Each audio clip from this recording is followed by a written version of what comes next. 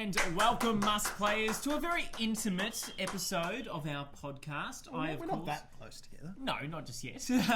We'll change that. I'm Mark Santamartino, and this is, of course, your podcast where we talk everything gaming, film, technology, and joining me, as he always does, is Julian Price. How you doing, Jules? Except that one time. Except for that one time in more than 50 episodes. He's got a pretty good track record, so I'll let it slide. I'm great, actually. It's been a massive week, not just for gaming, but for life. So for life. It has been a very busy week. I mean, you threw the 4th birthday party of the century, by all accounts. Addison was very happy at home. Bit overwhelmed. Yeah, a bit overwhelmed, but no, she was happy nonetheless. Lots of presents. Always good. And when we you're did the 4 Melbourne years old. show as well, which was busy. That was super cute. Got to see Paw Patrol live. Paw Patrol? Live. I don't know who that is, but do you want to give me a quick review? What is Paw Patrol? I don't have any vision for it. I haven't prepared it. I don't want to talk about it. You don't want to talk about it.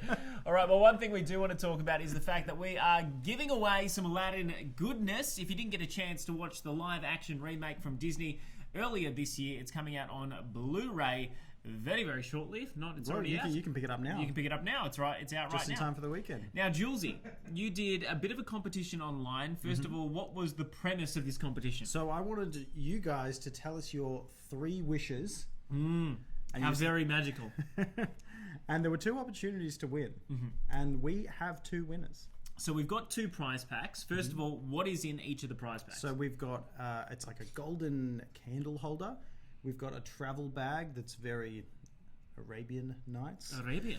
Okay. We've got a notebook, a lamp keychain, which is pretty cool, and a copy of Aladdin on Blu-ray. Of course, which is the thing that we're spooking this week. So thank you, Disney, for giving us this amazing prize to give away. Big thank you to Disney. Why don't we announce one winner now and one toward the end of the show, so we can actually encourage people to potentially comment with their 3 wishes and go in the running, Jules. Okay, well, we'll do Instagram first, because this was the least active.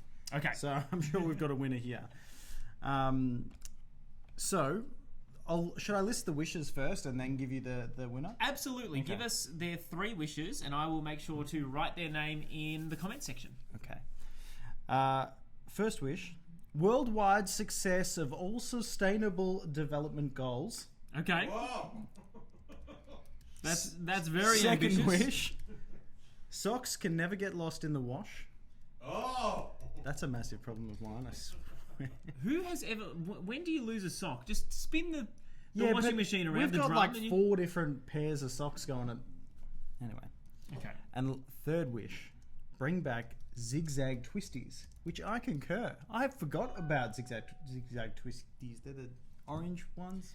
Never a fan, personally. It had less of a cheesy flavour. I gotta say, I wouldn't waste a wish on that. Yeah, no, that's a very minuscule thing to wish for. But of course, the first one was obviously so massive in terms of being a wish that I suppose you got to balance it out with some smaller stuff. So, drum roll, please, Julian. Who is our victor? Who's taking home prize pack number 1? Our Instagram winner is Lauren Baker. Congratulations, Lauren. Just in case, I'm going to be commenting on Facebook in case you have missed this. If you get in touch with us, just send us a DM. We will get all your details and send out that prize pack. For anyone else who wants to potentially win, make sure you head on over to our Facebook stream at the moment. You can like and comment what your 3 wishes will be, and we will make sure that you go in the running for that second prize pack, Jules. Yeah, that's true. Zachary wishes there was a 3rd prize pack, which is a Star Wars Jedi Outcast 2 prize pack. I wish there was one too, Zach, but unfortunately there's not. But it is on the Nintendo Switch store for, I think it's only $13. Is that it? Yeah. Well, I mean, it's a pretty old game by Aspyr, so... I know, but I still thought, given, so much that comes out on Nintendo is still hyper expensive when it is re-released. I mean, Donkey Kong Country Tropical Freeze was more expensive. I think this kind of wasn't like a top tier game at the time. Mm-hmm. It's kind of just one of those games that you could pick up for $20 when it came out. So. One game that is not going to be at a bargain price when it launches in February next year is The Last of Us Part 2, Jules. We finally... I'd pay double for this game. Give it to me. I'll pay $180, whatever you need. I need it, and I need it now. Not only did they announce, they revealed the date that the game's going to come out, they also announced all these great packs you can get when you pre-order, like with a statue and all that extra stuff. They sold out like in hours. Immediately. As soon as they went up, they were gone. So people are already like scrambling to try and find a one of these exclusive statues, and It is such a revered series, and obviously there's only been one entry in it. So the fact that it's this loved, I think, only bodes well for the industry going forward. We know it's probably the last year of the PlayStation 4 and the Xbox One, because we are expecting the big new consoles to hit late next year. And to think that Game of the Year for 2020 will likely have The Last of Us going up against Cyberpunk, going up against maybe the new Zelda game if it comes out next year. It's just going to be massive and great for gamers. It's great to see that the clickers are back. it looks and it feels by watching it that it's the exact same world, but it's just evolved. 10 years down the line. And we got a bit of an idea of what the story's going to be. If you are on a media blackout, I won't spoil that for you, but you obviously are playing as Ellie in this one. A very murderous Ellie by I mean, she had those tendencies in the first part, but they've accelerated. Yeah, but when she was a little girl, there probably wasn't as much threat to her as she is now fully grown. It looks great. It looks moody. I can't wait. And I believe it's February 21st. We can February expect 21st to see, next year on PS4. which, to be honest, is a little bit earlier than I expected. I thought it might come mid to late next year. I'm more than fine with it coming out in February, but they're definitely going to do that thing where they re-release it when the PS5 comes out. They did it with The Last of Us Part 1 as well. I would want them to do that too. Yeah, they would have made it with the intention of releasing it again. So. I hope that when it does get a PlayStation 5 release, it's a genuine upgrade too. If they get some ray tracing in there and it just looks spectacular, sign me up. I'll buy it again. If you haven't played The Last of Us Part 1, it is on PlayStation Plus For free this month. Next month. Oh my god, that is my dream. Next month. Just get PlayStation Plus if you don't have it right now. I don't, so I need to maybe sign up, even though I already own the game. Now I'll just play it again from the disc. Yeah, just do that. That obviously is a while away. So as excited as we can get over a trailer, you can't get You as say excited. it's a while away, but it's really not. It'll be here before we know it. But my point is, you can only get excited. You can't get more excited for games than when they launch. And there was a game that launched today or earlier this week, which was Mario Kart Mobile or Mario Kart Tour. Now, this is actually some of your gameplay. You were playing around with it moments before. That's my gamer tag. Oh, there you go. If you want to find Jules as a friend. Or you can probably sign into my account through that ID. I don't care. This is it. It's Mario Kart Mobile. And look, I've only spent a very brief amount of time with the game. I got Toadette as my first character, which was not exciting at all. That's the junk character right there. But anyway. I got Toad and Bowser. You've been playing a bit, so can you run me through? Well, I first finished of all like the first cup. Mm-hmm. Yeah, I'm going on to the second one. Actually, I just finished the second one. This is the last race. I didn't come first in it though. Spoiler alert. But hopefully the race starts up in a second. You can. It's very similar to regular Mario Kart in that you pick your character, you pick your kart, you pick your. But when you pick your glider. character, you're very. You can only pick the ones you've got. Exactly. Well, it's a huge gotcha mechanic in this game where they want you to unlock everything. This is a free game, so we know that they're going to try and get you to pay for it in some way, shape, or form. Well, there's one way to unlock things, and that's subscribing. Yes, you can pay for a golden ticket, which I think is a bit too expensive for the game. $7.99 Australian a month to get the golden ticket for this game. That's a monthly subscription. That's more than Apple's subscription service for their 100+ games that they're bringing out. Yeah, which is insane when you think about it. Value for money has never really been Nintendo. You may as well just go and buy a Switch with Mario Kart on it. Absolutely. I mean, it's not going to have that same online concept, and it's not going to be, in your pocket, but the Switch is pretty close. Now, talk to me about this gameplay, Jules, because you're clearly playing with the first control option in this race. Yes, standard controls. You can choose between standard and drift. I've gone standard. I'm still not used to it. As you can see, I'm flying all over the place. Yeah. It's really difficult to get used to steering. Have you played the drift controls? No, I haven't changed. Okay, because I started on the drift controls, and it is borderline impossible to go in a straight line. The entire time I'm playing it, I mean, let's be honest, it looks quite good. The game runs really well on mobile. I like the idea that they've got with only using one thumb to essentially steer your character. But to be honest, the entire time I'm playing it, I'm just thinking to myself, why can't I just play regular Mario Kart? And well, you can. I can, and that's the exact point. I can't ever see myself playing this game, particularly when we know that it doesn't pit you against other online racers a lot of the time. You're playing against ghosts or their previous race times. Yeah, so someone's going to essentially verse me, and they'll just see me going like this. Yeah.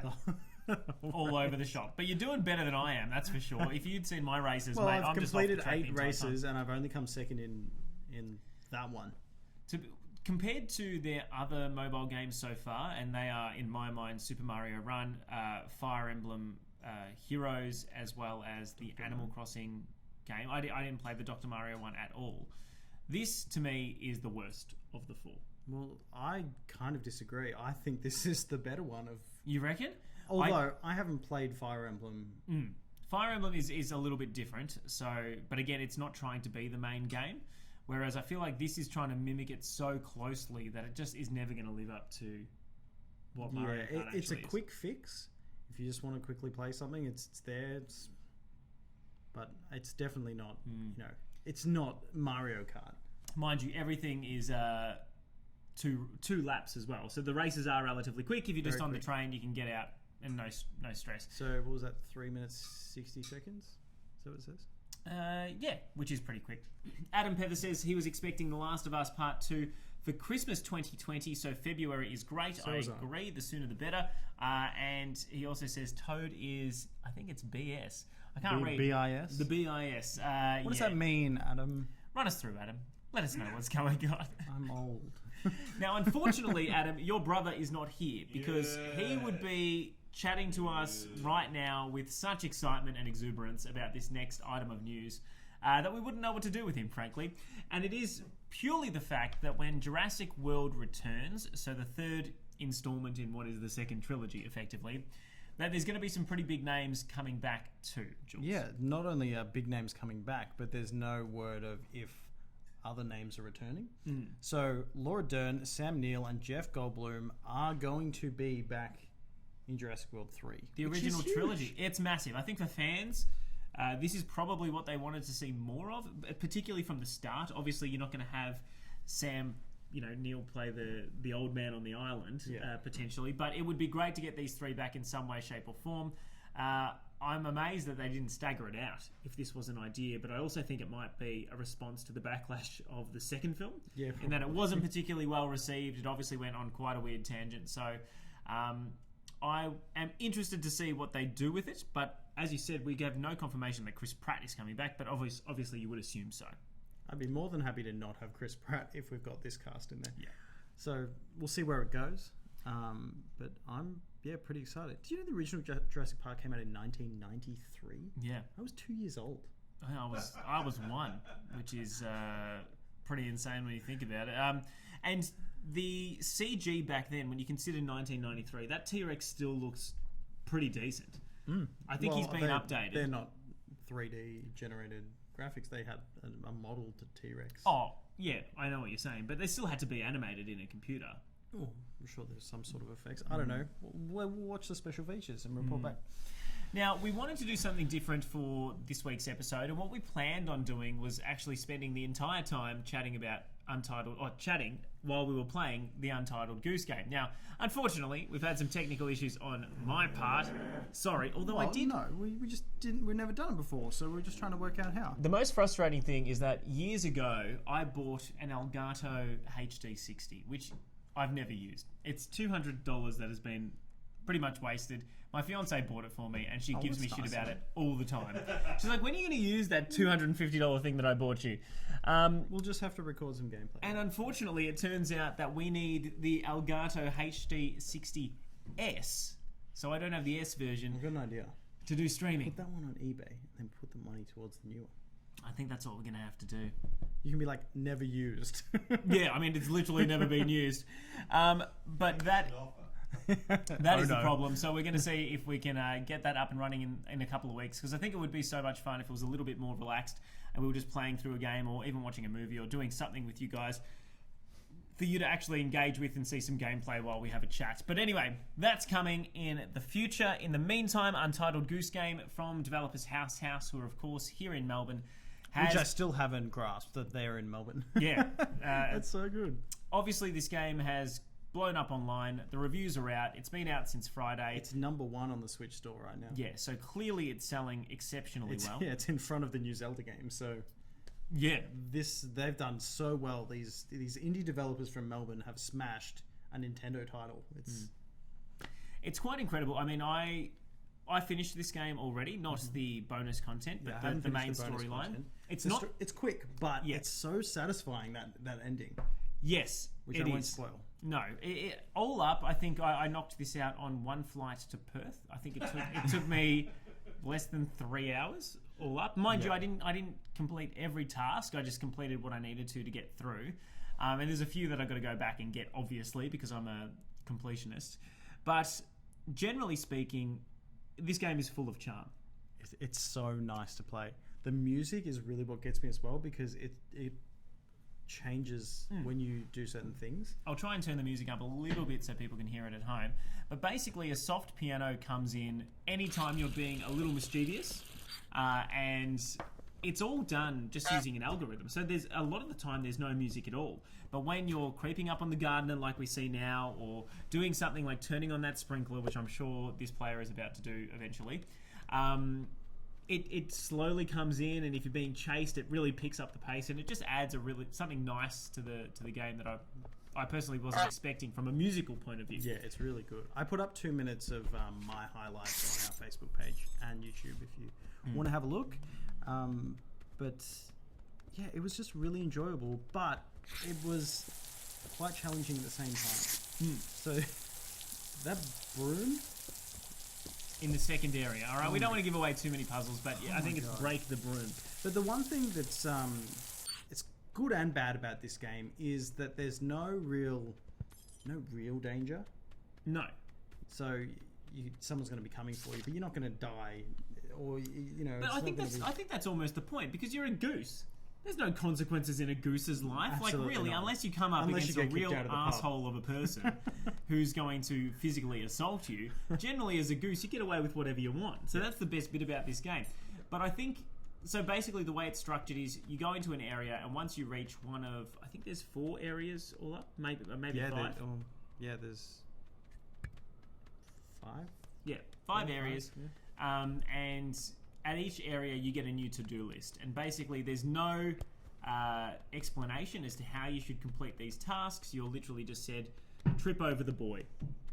Or make the boy change his glasses. And you've got to work out how to do that. And there's multiple ways that you can actually solve these puzzles too, which is really, really rewarding when you find an interesting one. Get the gardener The wet. other thing is there's no time limit as well. No. So you can really take your time. You don't have to do things in order. You could just walk around chasing the kid. Did that quite a bit when I just was trying to work out what I was doing. Just essentially bullying him into submission. Yeah, that's very nice of you. And look, it is a short game, and it's not super cheap here in Australia. I think it's $30 with a current discount if you buy it early for down to 22 or something like that. I think I picked it up for 22 this week. Yeah. Quick review. What do you think? I think I'm going to give it a 4 out of 5. 4 out of 5? Look, it is great. It is different. Obviously very short. I wish it was maybe 1 or 2 areas larger. Yeah. I think that would have been enough. But there is a whole lot of end game content that you can explore and challenge yourself further, which I guess if you want to put the time into that, you can. You can. It's out now on Nintendo Switch as well as on Steam. Jeff, have you bought it yet? Have you been a goose? We'll let you have a play after we do this. I've got it on my Switch right now, so you can have a go. Okay. On the complete other end of the spectrum, not some wholesome goose game, but the powerhouse of technology that is Microsoft. They have unveiled their plans for Project xCloud, which we knew a bit about. They announced it earlier this year, I believe. How formal their announcements are as well. I can't believe this bloke is wearing a tie, and mind you, heinous tie at that. Like that's an ugly tie for any situation on TV as well. Yeah, those small dots. Yeah, are you doing can tell nothing. that he's the gamer dude. Yeah, but doesn't he He's look the guy great? that just counts the money. I know, it doesn't make any sense to me. I don't know why they went about it. I'm this sorry, way. I don't actually know the guy in the tie's name. Well, he does work for Microsoft because he was talking about playing and trialing xCloud. Of course, if you don't know what that is, it's basically Microsoft's streaming service. Think Netflix, but for video games. They're going to be launching their public trial. So they've been doing that internally for quite some time, but they're launching their public trial in October. They're going to have a selection of games that you'll be able to play on your mobile phone if you live in the US, the UK, or South Korea, I think it was. Not North Korea. Not North Korea, definitely not North Korea. And the games will be Halo 5 as well as Gears of War 5 and Sea of Thieves is going to be on there as well. Yeah, and Killer Instinct. Oh, and Killer Instinct. So all you need to play, though, is a wireless Xbox control with your Android device. Yeah. So, I mean, they've obviously got to come up with some quality of life ways of doing that, because if you're just on a bus and you've only got this and your controller, well, it's going to be pretty horrible as you try to balance it on your legs and play. They're going to have to come up with some sort of I think there already is stands for your controllers, but I can't imagine us doing that for another 20 years on a bus in Australia. I don't think our internet could handle that. No. That being said, 5G is slowly rolling out, so when it does, give it some time.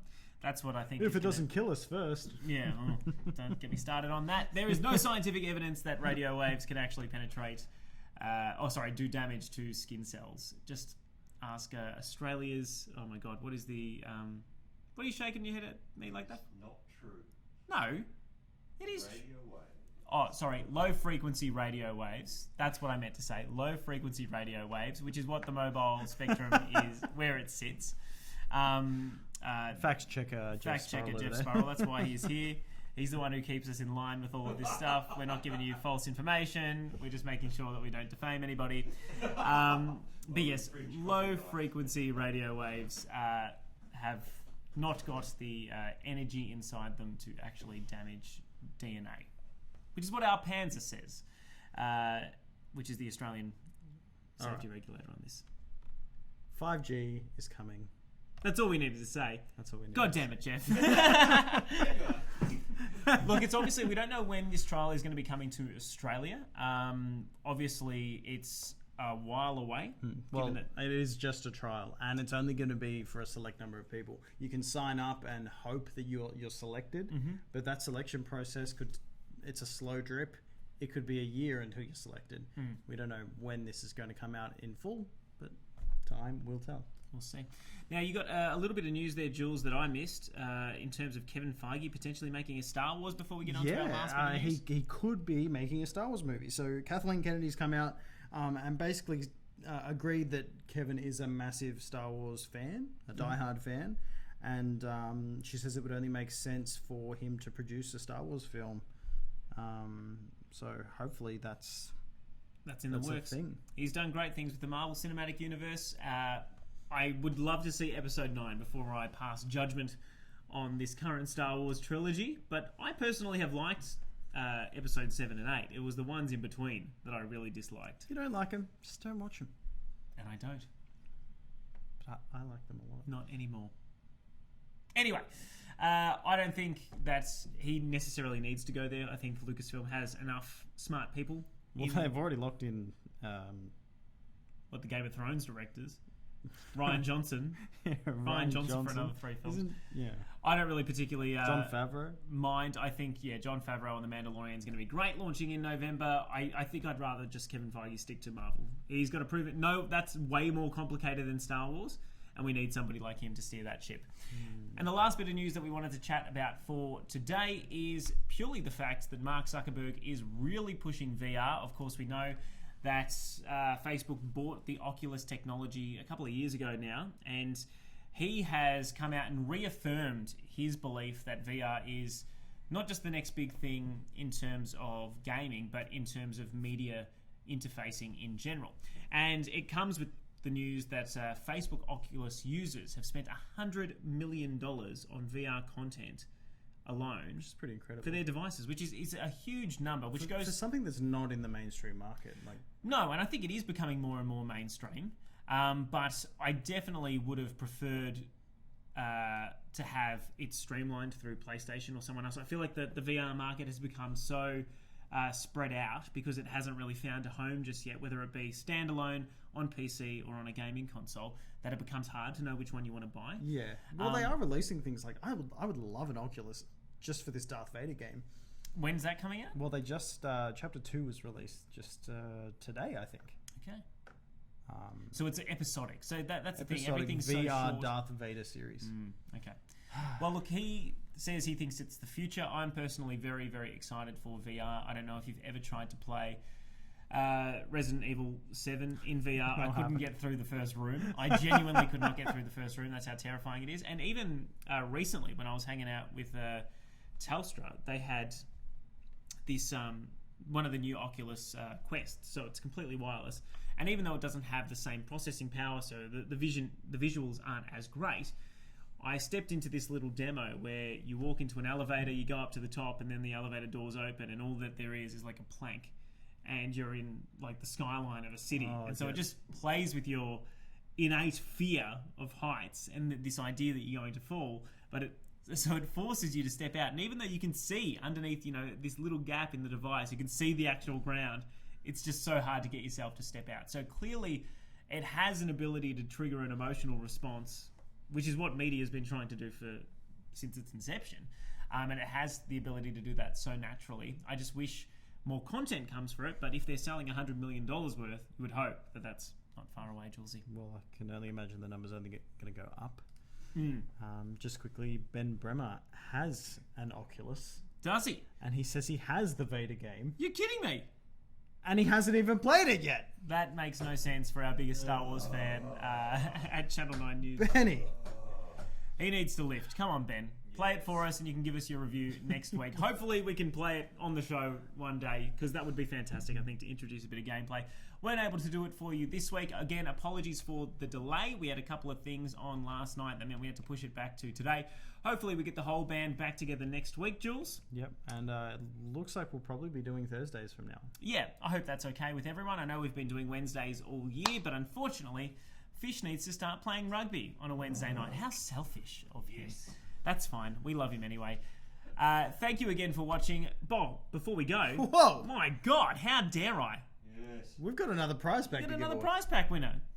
Now, Which I will just remind you what is in that prize pack. by all means, A candle holder, an Aladdin candle holder. to celebrate the release of the new movie on Blu-ray. Of course. Well, we're going to give you a Blu-ray as well. We're going to give a notebook, a lamp keychain, and an Aladdin travel bag, which is like this big. There's a video in the comments of the competition. You can have a look at what's there, or there's the photo there, obviously. Can I honestly say, I don't think I've ever been as excited for a candle holder as the one that you showed off that we had as part of the prize pack. It looks fantastic. It was a pretty cool, shiny candle holder. Yeah, I mean, very Arabian. It's a very brass gold, but that's exactly what you want out of an You'd Aladdin. find that in the blade. Cave of Wonders. Yeah, I think so.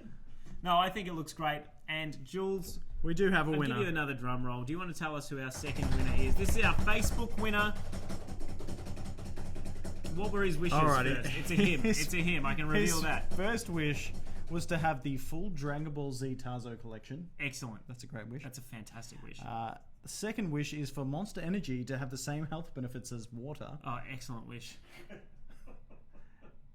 and streaming services to halve their fees. I love this. He hasn't even asked for unlimited money to pay for his streaming services.